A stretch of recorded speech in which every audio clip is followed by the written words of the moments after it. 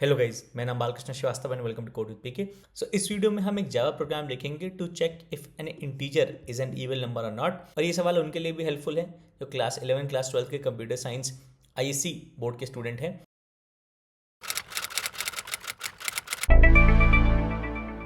तो शुरू करने से पहले डिस रिक्वेस्ट की प्लीज़ सब्सक्राइब करेगा मेरे चैनल को, क्योंकि मेरा चैनल नया है और आपका सपोर्ट, आपका सब्सक्रिप्शन बहुत ज़रूरी है। सो प्लीज़ सब्सक्राइब करें मेरे चैनल को। और कोडिंग मैं इंग्लिश में भी पढ़ाता हूँ अपने code with B K English channel पर। ISC, ICSC, Python, C plus plus का बहुत सारा कंटेंट मैंने अपने इंग्लिश चैनल पर भी अपलोड करके रखा है। तो अगर आप इंग्लिश से ज़्यादा कंफर्टेबल हैं तो आप वहाँ जाके वो कंटेंट चेक कर सकते हैं। और मेरी तरफ से रिक्वेस्ट भी है कि एक बार 5 मिनट निकाल कर चैनल को चेकआउट करिएगा, बताइएगा अपने रिव्यूज़ चैनल के बारे में। ओके, तो इस क्वेश्चन में हमको पता लगाना है कि एक इंटीजर n इवन नंबर है कि नहीं। तो सबसे पहले पता लगाते हैं कि इवन नंबर होता क्या है। ओके, तो हमको दिया गया है एक integer n greater than 0। Okay, positive integer दिया गया है। इवन नंबर क्या होता है? By definition even number has even number of ones in its binary equivalent. मतलब अब जब इस नंबर को इसका बाइनरी फॉर्मेट में कन्वर्ट करते हो तो जो इंटीजर वैल्यूज हम स्टोर करते हैं वो हम regular normal day to day number store करते हैं जैसे 23, 48, 59, 23, 6, 7। ओके, ये सारी वैल्यूज हम रेगुलर यूज़ करते हैं जो इन टाइप स्टोर करता है। ये टेक्निकली डेसिमल नंबर सिस्टम होता है। ओके, डेसी मतलब 10, मतलब किसी भी क्वांटिटी को रिप्रेजेंट करने के लिए 10 सिंबल्स यूज़ किए गए हैं। और जो 10 सिंबल्स हम यूज़ करते हैं वो हैं 0, 1, 2, 3, 4, 5, 6, 7, 8, 9।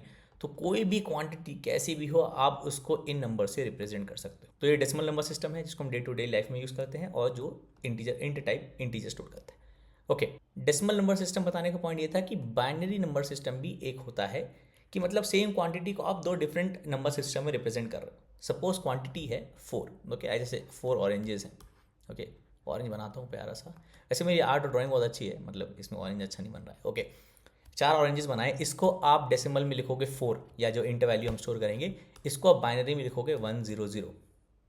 ओके, तो सेम क्वांटिटी 4 है जिसको हम एक सिंबल से रिप्रेजेंट कर रहे हैं डेसिमल में, 100 से रिप्रेजेंट कर रहे हैं बाइनरी में।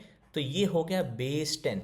द नंबर ऑफ सिंबल जो हम यूज़ करते हैं एक नंबर सिस्टम में किसी भी क्वांटिटी को रिप्रेजेंट करने के लिए उसको बेस बोलते हैं। तो डेसिमल होता है बेस 10। ये हो गया बेस 2। सो इसको ऐसे लिखते हैं हम कि 4 इन बेस 10 बराबर होता है 100 इन बेस 2। Okay, not 100, 100। ओके, 100 तो हमारा डेसिमल नंबर सिस्टम वाला हो गया। ओके, तो आपको बेसिक डेसिमल नंबर सिस्टम बता दिया, बाइनरी नंबर सिस्टम बता दिया। तो इवन नंबर क्या होता है कि हमको ये उसका वैल्यू दिया गया है, उसको हमने बाइनरी में कन्वर्ट किया और उसके बाइनरी इक्विवेलेंट में, क्योंकि क्वांटिटी तो सेम है, बाइनरी इक्विवेलेंट में अगर नंबर ऑफ वंस इवन है तो वो एक इवन नंबर है। ओके, तो अगर 10 ले लेते हैं, 10 जो कि हमारा normal regular value 10 decimal number system में वो होता है 1010 इन बेस 2। इसमें दो वंस हैं। ओके, जो कि इवन वंस, मतलब ये इवन नंबर है। ओके, और यही होता है इवन नंबर, हमको यही पता लगाना है। ओके, और ये प्रॉब्लम हम आइटरेशन लूप से सॉल्व करेंगे और दूसरा रिकर्जन से भी सॉल्व करेंगे। ओके, तो पहला जब हम आइटरेशन से सॉल्व कर रहे हैं, ओके, तो हमारे दो सब प्रॉब्लम्स हो गए इसमें। पहला कि हमको पता लगाना है कि भाई इसका बाइनरी इक्विवेलेंट क्या है, तो हमको डेसिमल टू बाइनरी कन्वर्जन आना चाहिए। ओके, तो बाइनरी जो इक्विवेलेंट है वो हम स्ट्रिंग में स्टोर करेंगे, क्योंकि बाइनरी इक्विवेलेंट काफ़ी लंबा हो सकता है in terms of number of digits. इसको एज अ स्ट्रिंग स्टोर करते हैं और डेसिमल वैल्यू को एज इंट स्टोर करते हैं। तो बेसिकली इंट टाइप हो गया और ये स्ट्रिंग टाइप हो गया। ओके, पहला तो ये आपको ये आना चाहिए।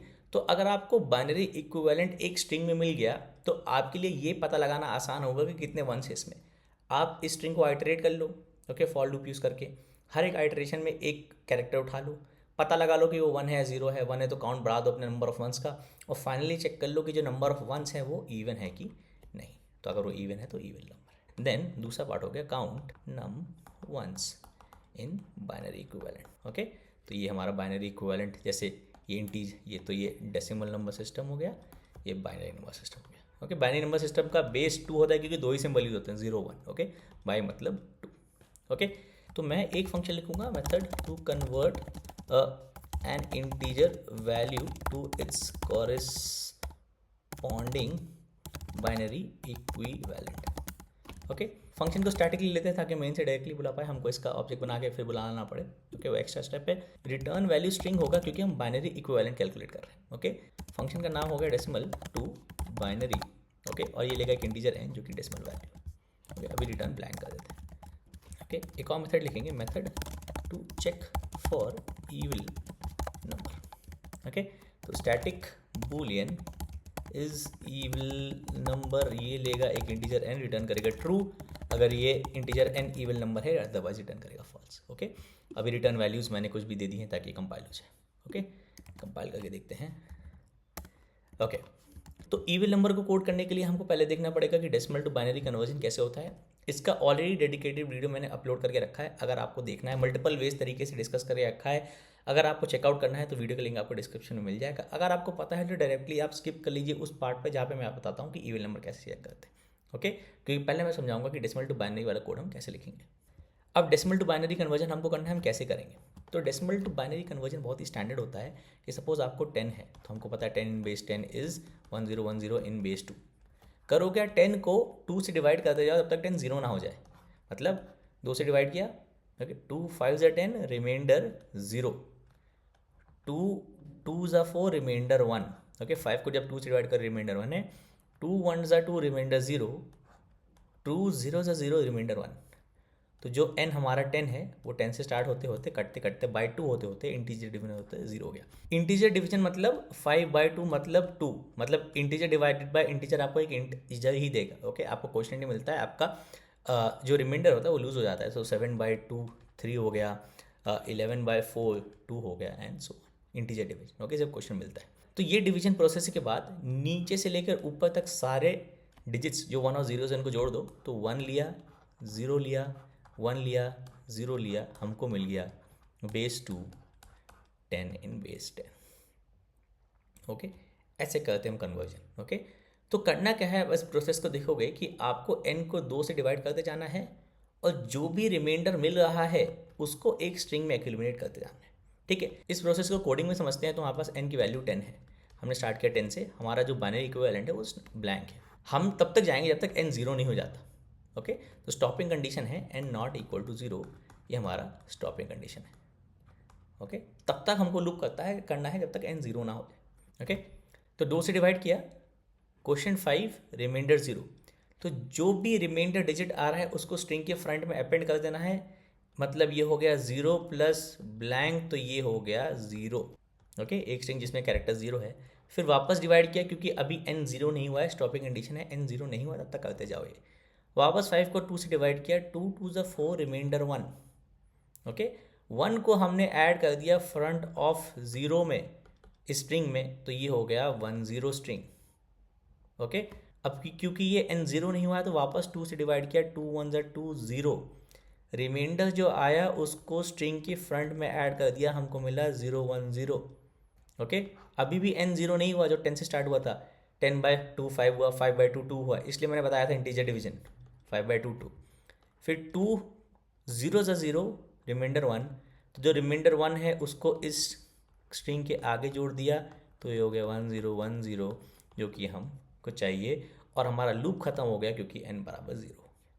ओके, यही चीज़ कोड करनी है। स्टॉपिंग कंडीशन ये है, स्ट्रिंग हमारा बाइनरी इक्विवेलेंट स्टार्ट हो रहा है 0 से, और जो भी रिमाइंडर आ रहा है उसको हमको फ्रंट पे अपेंड कर देना है। ओके, और जावा में क्योंकि आप एक इंटीजर को स्ट्रिंग में अपेंड कर सकते हो, मतलब आपके पास 23 है और उसमें आप ब्लैंक जोड़ोगे ना तो आपको ये मिल जाएगा जो कि अलाउड है। ओके, तो यहाँ से ये एक पॉइंट, ये दूसरा पॉइंट, ये तीसरा पॉइंट उठाते हुए हम कोड करेंगे। ओके, हमको निकालना है पहले बाइनरी इक्विवेलेंट, राइट। ओके, तो स्ट्रिंग बाइनरी हो गया ब्लैंक जो कि फाइनली मेरे को रिटर्न करना होगा। ओके, स्टार्ट करेंगे हम ब्लैंक से। हमने क्या बताया था, जब तक n 0 नहीं हो जाता। ओके, अब तक n 0 नहीं हो जाता, हम निकालेंगे रिमाइंडर जब n को 2 से डिवाइड करते हैं। तो रिमाइंडर जब n को 2 से डिवाइड करते हैं। ओके, राइट, इस रिमाइंडर को हमको बाइनरी के फ्रंट में ऐड करना है, तो r प्लस बाइनरी और ना कि बाइनरी प्लस r। ओके, आप अगर बाइनरी प्लस r करोगे तो ये वाला 1 जो है ना फिर उस साइड आ जाएगा। ओके, क्योंकि 0 + 1 हो जाएगा जो कि हमको नहीं चाहिए। ओके, रिमाइंडर निकाल लिया, बाइनरी स्ट्रिंग में हमने डिजिट ऐड कर दिया, लेकिन हमको डिवीजन बाई करना है क्योंकि हमको n को रिड्यूस करते जाना है बाय 2। तो हम ये भी करेंगे n equal to n integer division by 2। तो n को 2 से डिवाइड किया, जो भी क्वेश्चन आया वापस n में छोड़ दिया, ताकि हम वापस n पे सेम प्रोसेस कर पाए जो कि हम यहाँ देखे थे। ओके, तो ये हो गया आपका डेसिमल टू बाइनरी कन्वर्जन। एक मेन लिख लेते हैं टेस्ट करने के लिए। Okay, for int equal to 1 से स्टार्ट करते हैं, I less than equal to से 20 तक ले लेते हैं, आई प्लस प्लस। ओके, तो मैं बोलूँगा system dot out dot print L N I binary equal to binary is plus decimal to binary function को कॉल करेंगे, इसका रिटर्न वैल्यू अपेंड कर देंगे और पास करेंगे आई। ओके, सो 1 से लेकर 20 तक सारे हमको डेसिमल वैल्यू से कॉरेस्पॉन्डिंग बाइनरी फॉर्म मिल जाएगा। सो क्लियर, कंपाइल और रन। ओके, सो 1 हमारा 1 ही है, 2 हमारा 1 0 है, 3 हमारा 1 1 है, 4 हमारा 1 0 0 जैसे हमने देखा था, 10 हमारा 1 0 1 0 है जब हमने देखा था। ओके, बाकी एज इट इज। ओके, 0 से करेंगे ना तो एक गड़बड़ होगा। ओके, तो क्लियर, कंपाइल, रन। 0 से देखिए आपको मिल रहा है ब्लैंक, जबकि 0 भी 0 ही होता है बाइनरी में। ओके, 0 मतलब कोई क्वांटिटी नहीं, कुछ नहीं था, खाली था। ओके, तो इसके लिए आपको अलग से केस हैंडल करना पड़ेगा, क्योंकि ये इसलिए ब्लैंक दे रहा है क्योंकि n 0 है, ये कंडीशन n नॉट बराबर 0। तो जब n 0 है और ये कंडीशन है तो ये कंडीशन फॉल्स ही हो गई ना, एक बार भी लूप नहीं चला, क्योंकि n तो 0 है, तो 0 नॉट इक्वल टू 0 फॉल्स है, लूप एक बार भी नहीं चला, मतलब बाइनरी जो स्ट्रिंग था वो एज इट इज रिटर्न हो गया जो कि ब्लैंक था। ओके, तो इसलिए हमको n बराबर 0 के लिए अलग से रिटर्न करना पड़ेगा 0। तो अब हम वापस जब चलाएंगे तो हमको 0 का केस अलग से दिख जाएगा। ओके, तो ये तो हो गया आपका डेसिमल टू बाइनरी कन्वर्जन। अब हमको बस पता लगाना है कि इस कॉरेस्पॉन्डिंग बाइनरी इक्विवेलेंट में नंबर ऑफ वंस कितने हैं। अगर वो इवन है तो ये इवन नंबर है, अदरवाइज इवन नंबर नहीं है, और यही चीज़ हमको कोड करनी है इस फंक्शन में। ओके, ऑलराइट, तो हमको क्या पता लगाना है, नंबर ऑफ वंस कितने हैं हमारे बाइनरी इक्विवेलेंट में। तो मैं ले लूँगा स्ट्रिंग बाइनरी, जो हो गया हमारा same decimal to binary for, इस केस में हमारा जो वैल्यू है वो है n। ओके, हम आइटरेट करेंगे, I less than binary dot length, okay, I plus plus. तो जो कैरेक्टर ith इंडेक्स पर है वो है binary dot char at I. Okay, और अगर ये कैरेक्टर 1 है, मतलब इस बाइनरी इक्विवेलेंट में हमको एक 1 मिला, तो हम बोलेंगे num ones plus plus. Okay, और फाइनली रिटर्न वैल्यू होगी ट्रू अगर नंबर ऑफ वंस इवन है, रिटर्न वैल्यू होगी फॉल्स अगर नंबर ऑफ वंस ऑड है।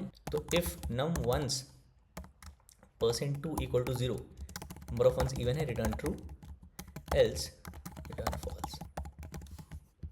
राइट, या फिर आप इसको सीधे सीधे एक ही लाइन में लिख सकते हो, क्योंकि अगर नम वंस %2 बराबर 0 है तो हम ट्रू रिटर्न कर रहे हैं और नम फॉल्स रिटर्न कर रहे हैं, तो सीधे सीधे आप इसको एक लाइन में भी कर सकते हो। ओके, तो जब ये कंडीशन ट्रू होगी तभी हमको ट्रू रिटर्न करना है, जब ये कंडीशन फॉल्स होगी तो हमको फॉल्स रिटर्न करना है।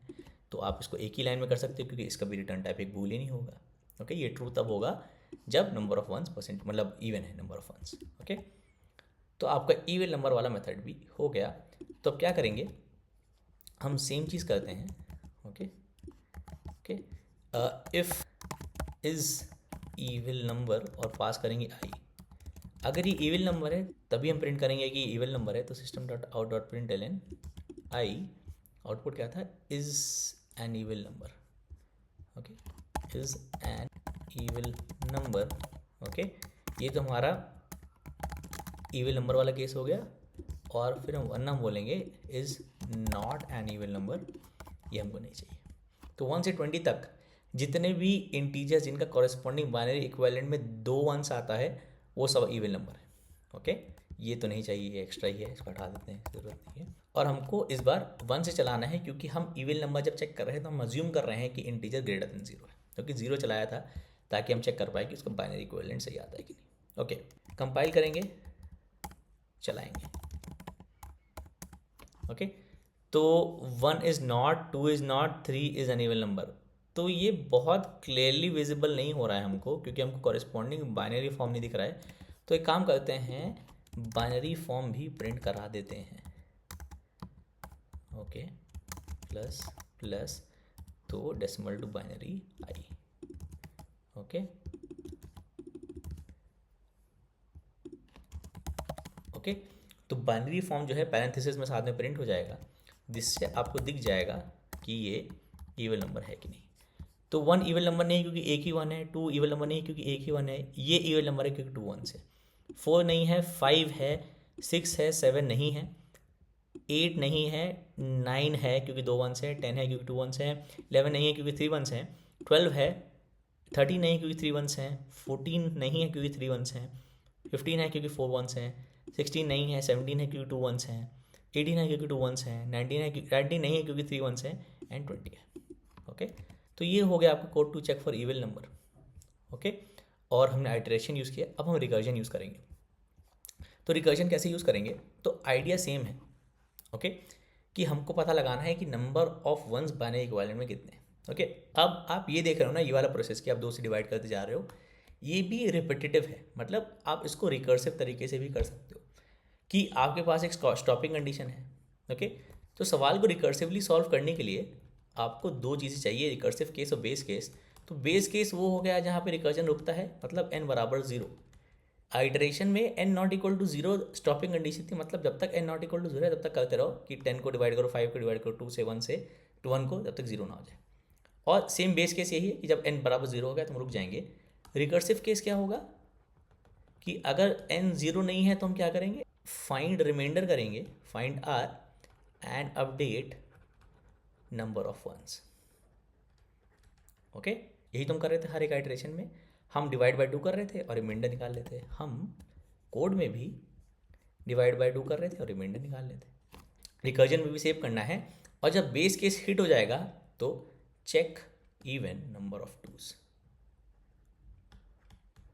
ओके, तो आइटरेटिव प्रोसेस को ही रिकर्सिव में कन्वर्ट किया है, बेस केस और रिकर्सिव केस लेकर। ओके, तो कोड में कॉपी पेस्ट ही करूँगा, बट आप देखिएगा कि ये static boolean is evil number, I से आर रिकर्जन के लिए, और ये लेगा इंटीजर n और ये लेगा नम वंस भी, क्योंकि आपको नम वंस पास करते जाना है जैसे जैसे नंबर ऑफ वंस अपडेट होते जाएंगे। हमारा बेस केस क्या था, इफ़ n बराबर 0। ओके, मतलब हम इस वाले पॉइंट पर पहुंच गए हैं, मतलब अब हमको बस चेक करना है नंबर ऑफ वंस इवन है कि नहीं, तो रिटर्न n%2 बराबर 0। ये हो गया हमारा बेस केस। ओके, फिर आता है हमारा रिकर्सिव केस। ओके, क्या करना था हमको रिमाइंडर निकालना है, इंट r इज n%2, तो हम यहीं से कॉपी कर लेते हैं, r इज n%2। ओके, अगर रिमाइंडर 0 है तो नंबर ऑफ वंस अपडेट नहीं हुए, अगर रिमाइंडर 1 है तो नंबर ऑफ वंस अपडेट हो गए, तो नम वंस को हम सीधा सीधा कह सकते हैं प्लस इक्वल टू r। अगर रिमाइंडर 0 है तो नंबर ऑफ वन सेम रहेंगे, अगर रिमाइंडर 1 है तो नंबर ऑफ वन, हमको नंबर एक और 1 मिल गया तो नंबर ऑफ वन 1 से बढ़ गए, तो आप प्लस इक्वल टू सीधा सीधा r कर दो। ओके, तो अगर आपको कंफ्यूजिंग लग रहा है तो बेसिकली ये है, इफ़ r बराबर 1 we do num ones plus plus, r बराबर 0 होगा तो हम कुछ नहीं करेंगे। ओके, इसको आप एक लाइन में ऐसे भी लिख सकते हो। ओके, ये बेटर है। Okay, number of ones update कर दिया, रिमाइंडर निकाल लिया, अब हमको वापस रिकर करना होगा, मतलब return is evil number. Same process को हम रिपीट करेंगे, तो हम पास करेंगे n/2, क्योंकि अब हम चाहते हैं कि जो प्रोसेस हमारा इस आइटरेशन इस स्टेप में हो गया कि हमने रिमाइंडर निकाला बाय 2 किया, ओके, वो अब अगले प्रोसेस में भी, अगले स्टेप में भी हो। ओके, और नम वंस हमने पास कर दिया। ओके, ये हो गया आपका रिकर्सिव वर्जन। ओके, तो इसको आप टेस्ट करके देखते हैं। ओके, तो इविल नंबर r, ओके, और आपको पास करना पड़ेगा 0 नंबर ऑफ वंस के लिए जो कि स्टार्ट हो रहे हैं 0 से। ओके, हमको नहीं पता कितने वंस है, मैं स्टार्ट किया 0 से। ओके, बाकी टेस्टिंग सेम रहेगी। तो अगर ये फंक्शन रिटर्न करता है ट्रू तो ये एक इविल नंबर है, अदरवाइज ये इविल नंबर नहीं है। ओके, चला के देखते हैं इसको। ओके, तो Java evil number. Okay, right, same output, तो ये भी आपका आउटपुट सही है।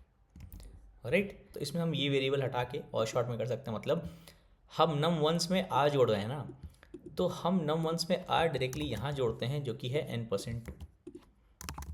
ओके, और ये हटा देते हैं। ओके, आप कमेंट को इधर ले आओ।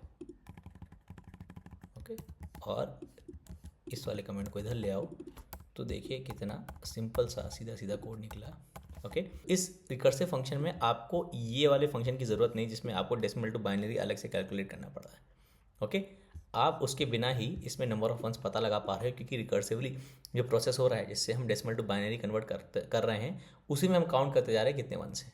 इसमें हम डेसिमल टू बाइनरी अलग से कर रहे हैं और वंस अलग से काउंट कर रहे हैं। ओके आपको अगर फर्दर टेस्टिंग करनी है ना तो आप ऐसे करो, if is even number I zero, okay recursive अगर बराबर नहीं है आइटरेटिव प्रोसेस के, मतलब दोनों को बताना चाहिए या फिर इवन नंबर है या नहीं है। अगर दोनों उल्टा बता रहे हैं, कहीं पे मैच नहीं हो रहा है, ट्रू और फॉल्स हो रहा है, फॉल्स और ट्रू हो रहा है, तो मैं प्रिंट करना चाहूँगा एरर। ओके कि किसी वैल्यू ऑफ आई के लिए दोनों मेथड्स कुछ अलग अलग वैल्यू कैलकुलेट कर रहे हैं, मैच नहीं हो रहा है। और जब हमारा पूरा प्रोसेसिंग हो गया तब मुझे बस एक आउटपुट चाहिए, डन, की कोई दिक्कत नहीं। तो एक भी एरर आउटपुट नहीं आना चाहिए। तो क्लियर करेंगे, कंपाइल करेंगे, सेमीकोलन मिस हो गया, क्लियर करेंगे, कंपाइल करेंगे और चलाएंगे। ओके डन, कुछ एरर नहीं आया। ओके इसको हम 500 कर देते हैं, कोई एरर नहीं आया। इसको हम 1000 कर देते हैं। ओके तो हमारा ईवेल नंबर चेक करने का मेथड सही काम कर रहा है। ओके तो ये वाला जो प्रोसेस जिसमें हम काउंट करते जा रहे हैं नंबर ऑफ वंस, वो हम यहाँ पे भी कर सकते हैं। ओके तो रादर देन रिटर्निंग स्ट्रिंग आप ऐसे कर सकते हो कि static int count ones in binary, okay और इंट एन। अब रिटर्न टाइप इंट है, सेम प्रोसेस करिए। ओके आप ज़ीरो के लिए ज़ीरो रिटर्न कर दीजिए कि इसमें एक भी ज़ीरो नहीं है, एक भी वन नहीं है। ओके वरना आप इसको 2 से डिवाइड करते जाइए। ओके और नम वंस वेरिएबल में जैसे जैसे आपको 1 मिले, इफ़ आर बराबर 1 है तो नम वंस प्लस प्लस और रिटर्न नम वंस। ओके और फिर आप डायरेक्टली इसके बजाय बाइनरी में कन्वर्ट करने के बजाय आप ये कर सकते हो, num ones equal to count ones in binary, और ये आपने पास कर दिया एन, और 2 ही लाइन का कोड है ये। ओके आप बाइनरी कन्वर्ट करने की ज़रूरत नहीं। ओके और ये मैंने एंड में इसलिए बताया ताकि आप समझ पाओ कि बाइनरी कन्वर्जन हो रहा है, बस हम उसको स्टोर नहीं कर रहे किसी वेरिएबल में। प्रोसेस सेम ही है, लूप सेम ही है, बस हमने एक वेरिएबल ले लिया था बाइनरी जिसमें हम जोड़ते जा रहे थे रिमाइंडर, तो एक बाइनरी इक्विवेलेंट बन रहा था जिसको हम रिटर्न कर रहे थे। तो हमने वो स्टेप हटा के हमने बस कहा कि चलो हमको बस बता दो नंबर ऑफ वंस कितने हैं, जो कि हमने यहीं पर कर लिया। ओके तो इसको भी चलाएँगे तो देखिएगा आउटपुट सेम आएगा। ओके हमको एक भी एरर नहीं मिलना चाहिए अभी भी, तो एक भी एरर नहीं मिला हमको। ओके और अगर आपको चेक करना है आउटपुट क्या आ रहा है तो ये कमेंट कर दो, ये चला लो। ओके तो अगर इवन नंबर है तो प्रिंट हो जाएगा, 1000 तो बहुत ज़्यादा हो जाएगा, 20 कर लेते हैं। ओके और इस केस में हमने ये कमेंट कर दिया जावा सी और जावा। ओके तो अभी भी हमारा आउटपुट सही आ रहा है। ओके एक फाइनल पॉइंट, अगर आप आईसी स्टूडेंट हो तो होता क्या है कि कई बार वो एक मेंबर जो एक जो पैरामीटर भेज रहे हैं वो एज अ डेटा मेंबर दे देते हैं। तो होगा क्या, आपको कुछ ऐसा फंक्शन मिलेगा। ओके तो int num ones data member हो गया, मतलब एक अलग से डेटा मेंबर हो गया, स्टैटिक इंट नम वंस बराबर 0। ओके और आपने यहाँ अपडेट कर दिया num ones plus equal to n%2। तो अगर r 0 है तो 0 ऐड होगा, कुछ ऐड नहीं होगा, अगर r 1 है तो 1 ऐड होगा। ओके तो ये सेम ही प्रोसेस हो रहा है, इस जस्ट दैट कि जिस वेरिएबल और नंबर ऑफ वंस ऐड कर रहे थे उसको हम पास करते जा रहे हैं रिकर्सिवली। ओके ताकि वो अपडेट होते जाए, वो बस आपने एक अलग से डेटा मेंबर ले लिया है।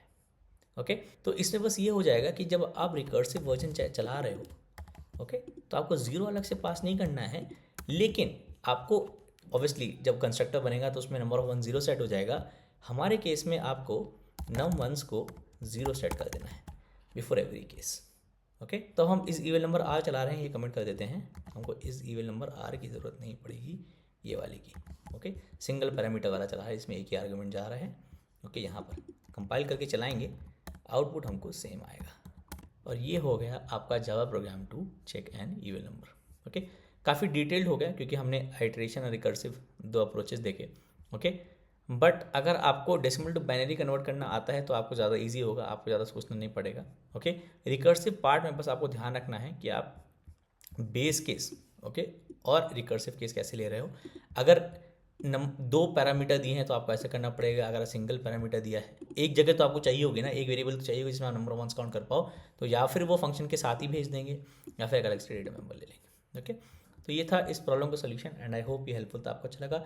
तो उसमें कुछ डाउट था, कुछ समझ में आया तो प्लीज़ कमेंट्स में मेंशन करिएगा। मैं हमेशा कोशिश करता हूँ आपके कमेंट्स का आंसर करूँ, और आप कमेंट्स मुझे हमेशा बता सकते हैं कि आप मुझसे कोई क्वेश्चन सॉल्व करना चाहते हैं या फिर कोई कॉन्सेप्ट डिस्कस करना चाहते हैं। सो प्लीज़ लाइक करिएगा इस वीडियो को, सब्सक्राइब करिएगा मेरे चैनल को, and thank you for watching.